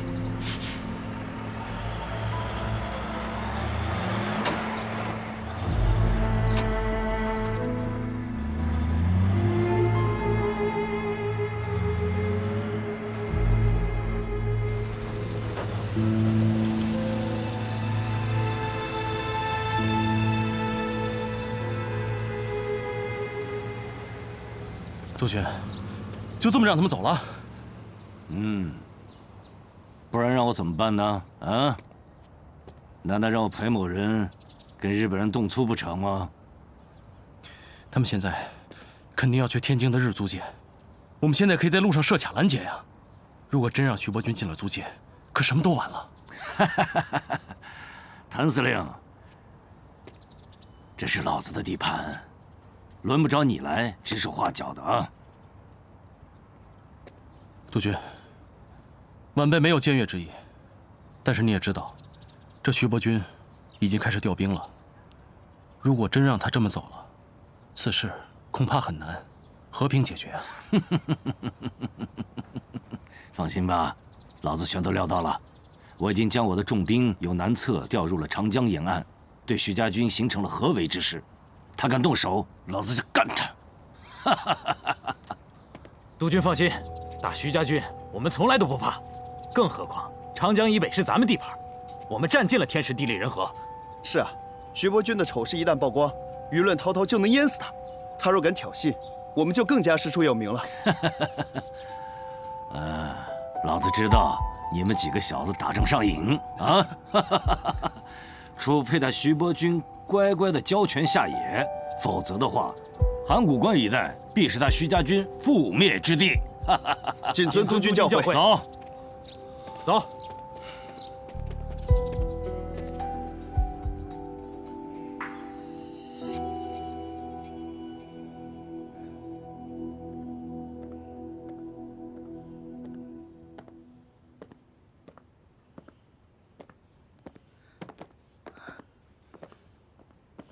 玄林，怎么样了？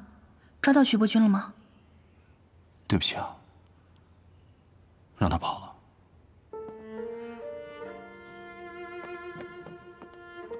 没关系，你已经让大家知道了真相，哥哥也沉冤昭雪了。可是我还是没能给你一个真正的公道。你已经做得很好了。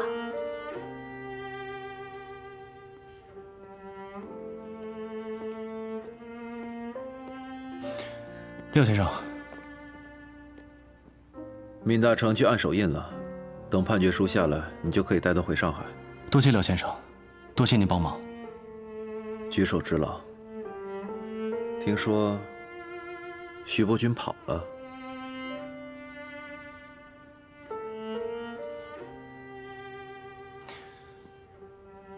日本领事馆以保护侨民为由，把人从我们眼皮子底下带走了。那个日本领事抬出外交豁免权和领事裁判权对我们施压，我眼睁睁地看着徐伯钧上了日本领事馆的车，我却无能为力。这也不怪你，就连裴勋都不敢跟日本人硬顶，是换成谁都是无能为力。那个日本领事还说了，我们中国人在我们自己的国家，偏偏要低人一等，为什么呀，廖先生？裴勋带了那么多兵，在日本人面前连屁都不敢放。廖先生，我们的国家为什么会变成这样啊？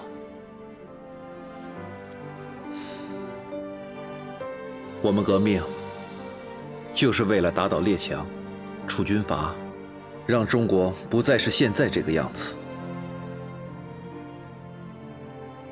我现在真的不知道，我费尽心思做的这些事情，是对还是错？你让真相大白于天下，怎么会是错呢？是啊，这裴勋和徐伯钧已经做好了开战的准备。一旦徐伯钧不肯下野，那裴徐两家必有一战。到时候又有多少士兵和百姓要枉死？是我搅动的这场战争，而承担后果的却是他们。你说，我是对还是错？玄林，让百姓受苦、士兵枉死的是裴勋跟徐伯钧，不是你。可是这个尔虞我诈、血雨腥风的年代，会把我们每一个人都裹在其中。倾巢之下焉有完卵？没有谁能够独善其身。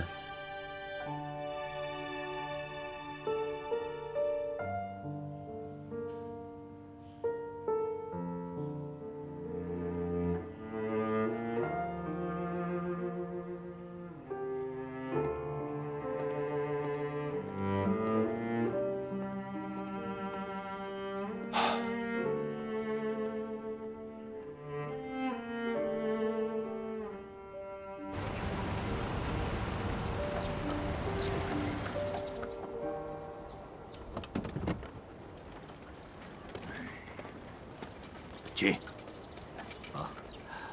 徐督军，这里是日租界了。这个院子是我们领事馆自己的产业，很安全。请。好。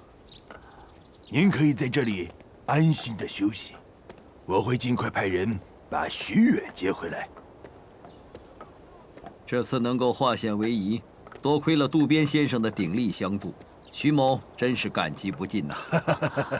你我是多年的朋友了，虽然见面不多，不过沈夏会长告诉我，这些年督军为我们争取了不少的利益，所以我们之间不必客气。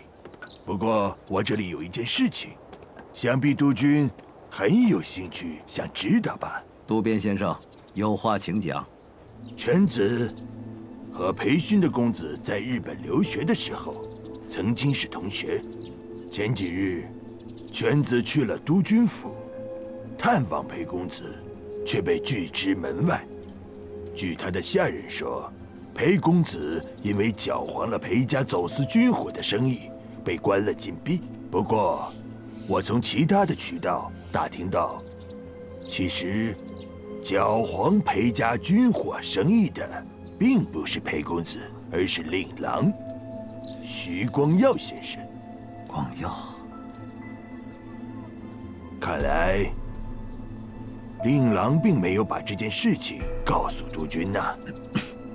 我就奇怪了，裴公子刚从上海回来就被关了禁闭，然后裴勋就对你开始发难，这会不会跟裴家的生意有关呢？另外，令郎是查到了什么，所以对督军你只字不提啊？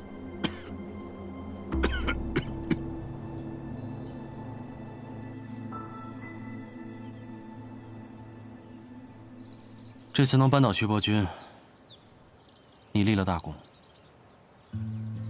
但是你毕竟有命案在身，所以如果我把你押回上海，即使不判死刑，这终身监禁也免不了。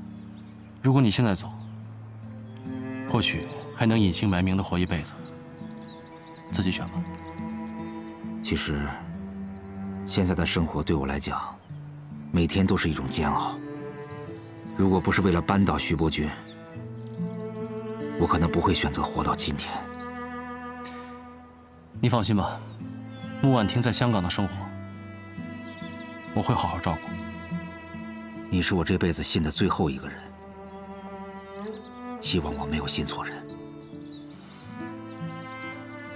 谭司令，我虽然表面上看起来是一个帮会的老板，可说到底，我根本就是徐伯钧手里的一个提线木偶。这么多年以来，没有一件事情是我自己能够说了算的。这种暗无天日的日子，我早就过厌了。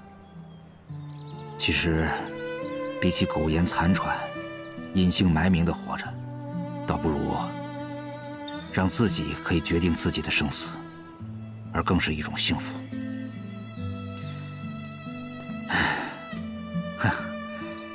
我以前也是一个军人，如果可以的话，我想选择以军人的方式来结束我的性命。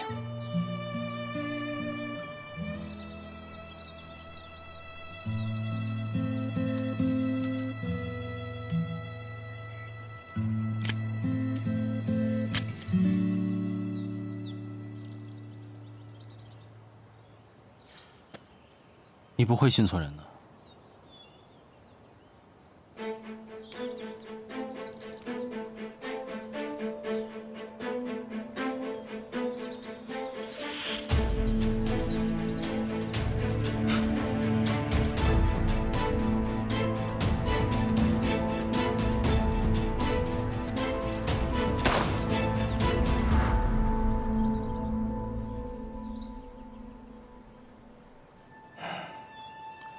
在京郊找一块合适的地方，给他埋了吧。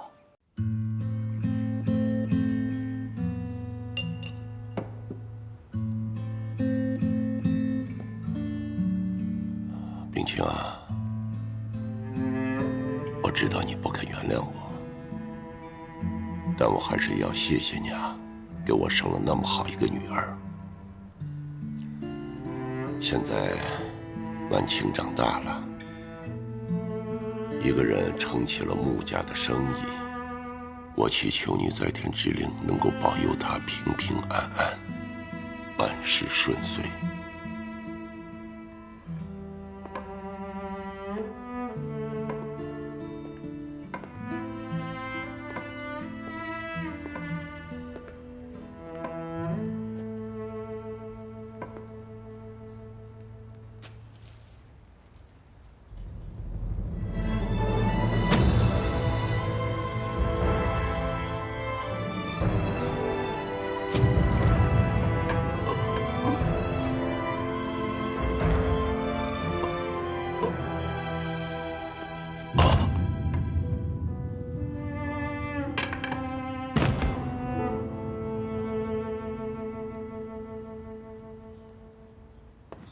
你派人去查一下，光耀在上海查出那件军火走私案，没给家里打招呼。我想知道什么原因，因为这事儿裴家那小子还被裴勋关了禁闭。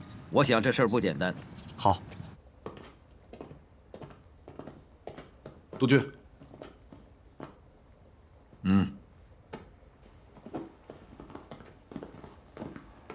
督军，高等审判庭的判决到了，您看一下。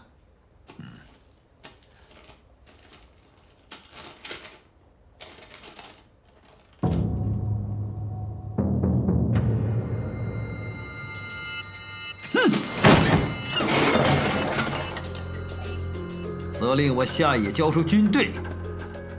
他裴勋算个什么东西？高等审判庭的判决他算个屁！既然要撕破脸，那就打！督军，我们的部队已经集结完毕，只等督军一声令下。好。光耀，应该已经到函谷关了吧？给少帅的命令，5天内运到，应该差不多了。你亲自去，把物资自助尽快安排好，把光耀给我带回来。那里太危险，他的任务已经完成了。是。督军，咱们的人奉命去收编徐伯钧的军队，他们拒不配合，不但不缴枪，还殴打关押咱们的收编官。这个徐伯钧，对咱们责令他下野通告更是置之不理。奶奶的，我看他这次是要跟咱们硬着来呀！好啊，这仗是这个老小子挑起来的，我们奉陪到底。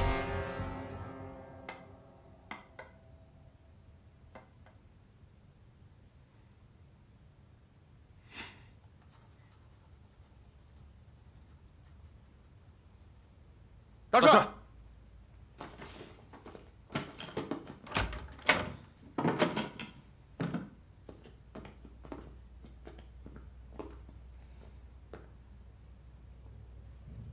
把你关了这么久，心里有怨气啊？儿子不敢有怨言。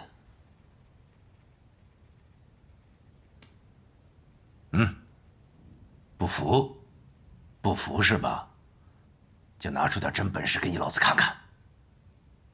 爹让儿子做什么？徐伯钧这个老小子，不服判决结果，不肯下野交权啊，反而调集了一支军队，在函谷关一带进行挑衅。不过呀，你爹我早就料到他这一套啊，在那儿布下了重兵，布下了局，等着这个老小子来钻。一定要打吗？天时、地利、人和，尽在我的手中掌握。胜算十足的仗，凭什么不打？听着啊，我打算让你带一支精锐师，去前线做机动，前面呢自有一些叔叔大爷们冲锋陷阵，你紧随其后，瞅准时机冲上前去，捡一个功劳回来给你爹瞧瞧。爹，儿子才疏学浅，难堪大用，去了也是添乱，还是不去了吧。孬种，白捡的功劳你都不要，傻！你小子还像我裴家的种吗？啊！爹，我不是孬种，我只是不想打这个窝囊的仗，打来打去，除了让老百姓受灾，还有什么意义啊？怎么没意义？你不打仗，老子怎么可以让你升官啊？你不打仗，以后怎么接老子的位置？你不打仗，怎么能服众？这祸国殃民的官儿，这朝不保夕的位子，不做也罢。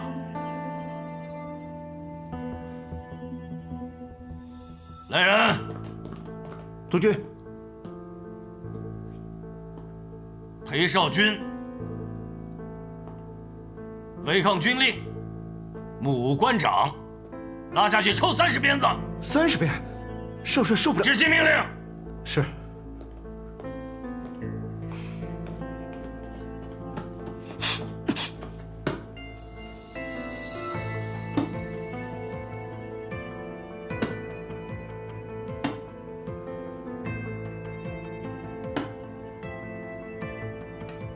老子再问你一句，这仗打还是不打？我不打。打！是。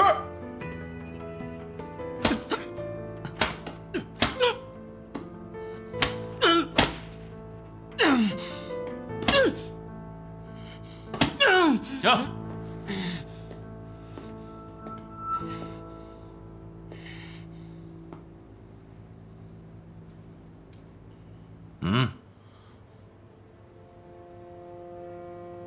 才刚打了10下就受不了了，啊？那就乖乖的听老子的话，去前线，省得在这儿受罪。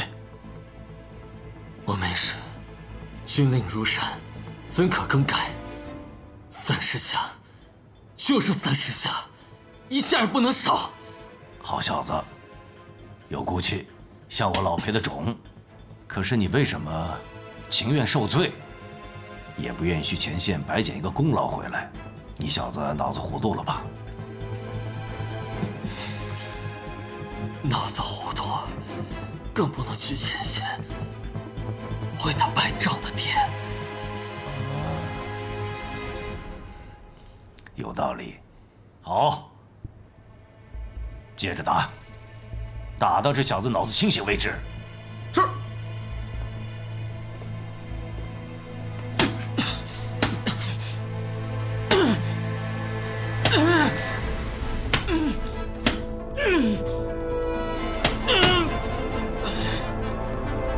督军，少帅晕过去了。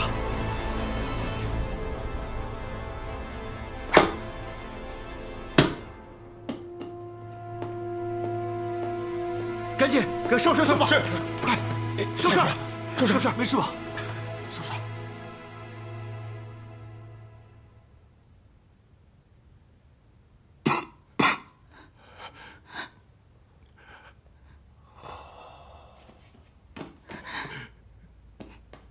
老爷，我们不是有意要欺瞒您的，是大小姐她怕您身体吃不消，让我们不要告诉您。不怪你们，我知道婉清是担心我的身体。难得孩子一片孝心，要不给大小姐打个电话，让她赶快回来。不能告诉婉清。老爷，可是您病得那么重，婉清不容易啊。其实他早就知道了事情的真相，可还是装作若无其事的样子，跟徐伯君周旋。我呢，还差点把她嫁给徐家。你说，孩子心里得有多痛、多苦啊！可他一个人撑过来了，还和谭玄林一起为远航伸冤。你说，他现在孤身在外，生死未卜，我帮不了他，就不能再给他添麻烦了。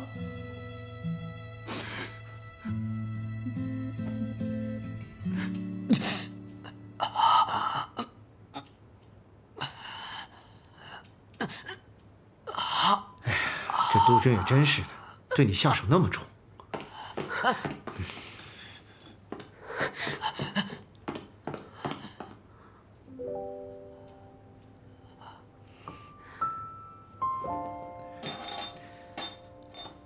那我们先出去了，走。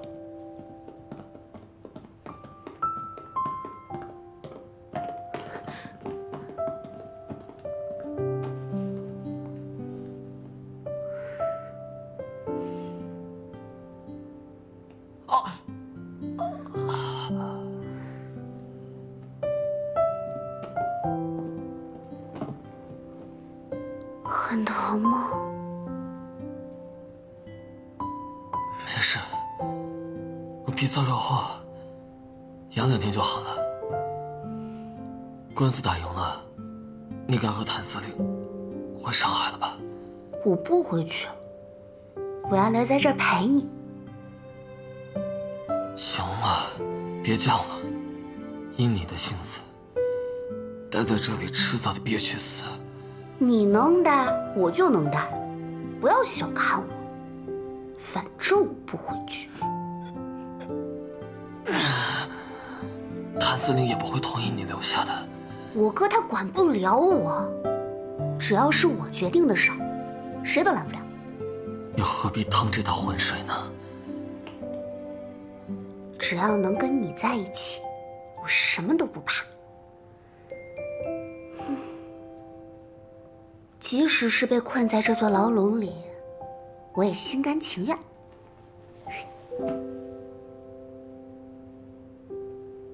可是你离我越近，我怕我越保护不了你。我都不怕，你怕什么呀？怎么跟个老娘们儿一样，磨磨唧唧的？看来你哥管不了你，我也管不了你了，是吧？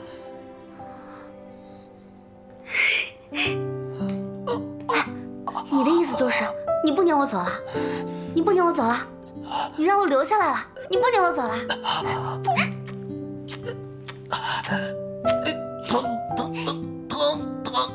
疼！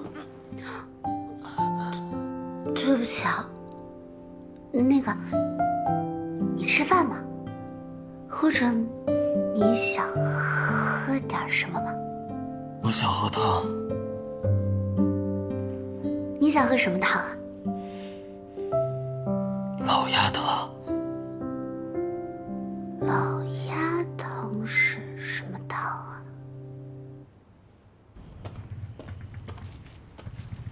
这么大的事，为什么没人给我看，也没人告诉我？这几天的报纸呢？我要是不来函谷关，我竟不知道我徐家已经命悬一线了吗？是徐副官命令我，不要把报纸给您的。我这也是担心您看了谭司令和穆小姐的消息，又伤心难过，所以我才命他们不要再把报纸拿给你。不过你说这也是巧了，我们这几天在……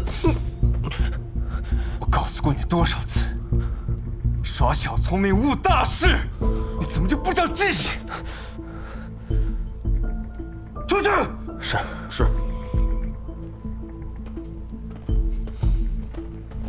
徐远哥，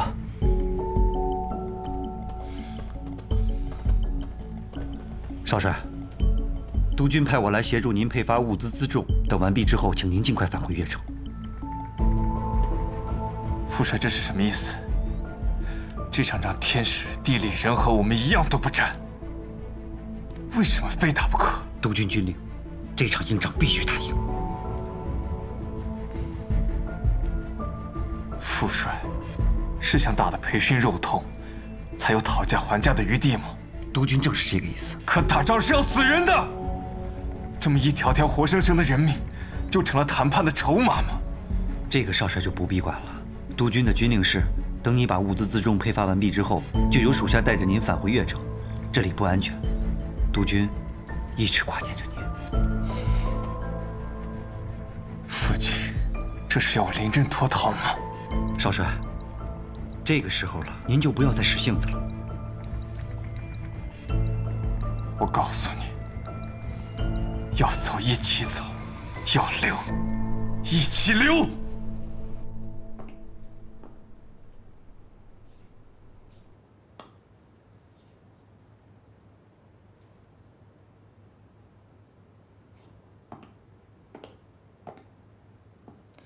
你是怕裴家和徐家开战，要是徐伯钧赢了，局势会对你不利。我是真没想到，徐伯钧会冒着天下之大不韪，完全不顾判决，挑起战争，厉害。万青，过2天我得回上海，邺城离上海太近，我不放心。你明天跟我一起回上海。二哥，少君他受伤了，我得留下来照顾他，我就不用回去了吧？你天天陪伯父长，陪伯父短，人家把你当自己家人了吗？有朝一日我跟裴家开战，他捏死你跟捏死一只蚂蚁一样，你知道吗？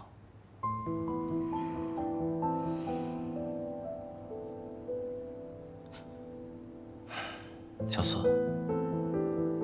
你是我唯一的妹妹，我怎么可能把你留在这儿？二哥，我这辈子就认定他了。你要是不认下这个妹夫，那你也别认我这个妹妹了。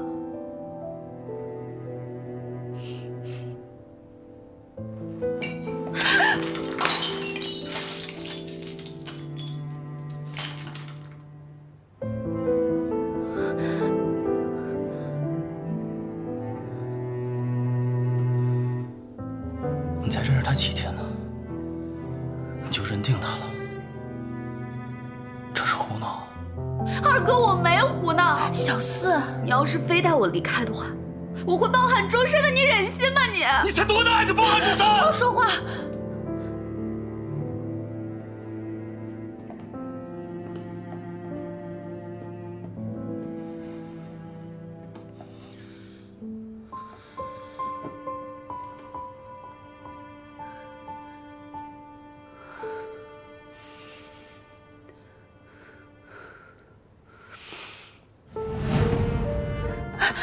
小四，你干嘛？你快起来！你快起来啊！二哥，长兄如父这4个字，你做到了，二哥。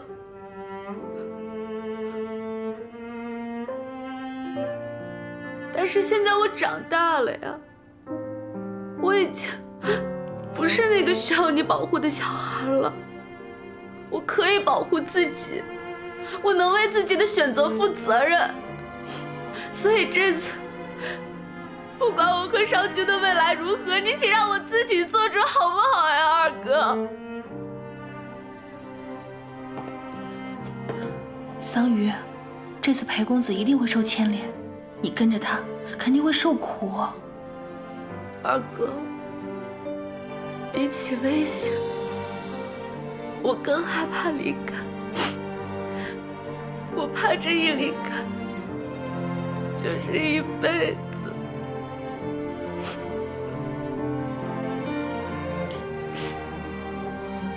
你才18岁，你怎么能说这些？二哥，你不过也才25岁，你怎么就能算计得过徐伯君了呢？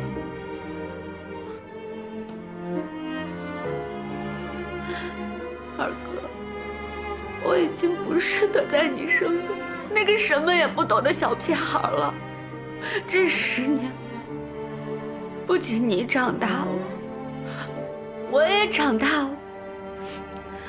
你能不能别总小看我呀？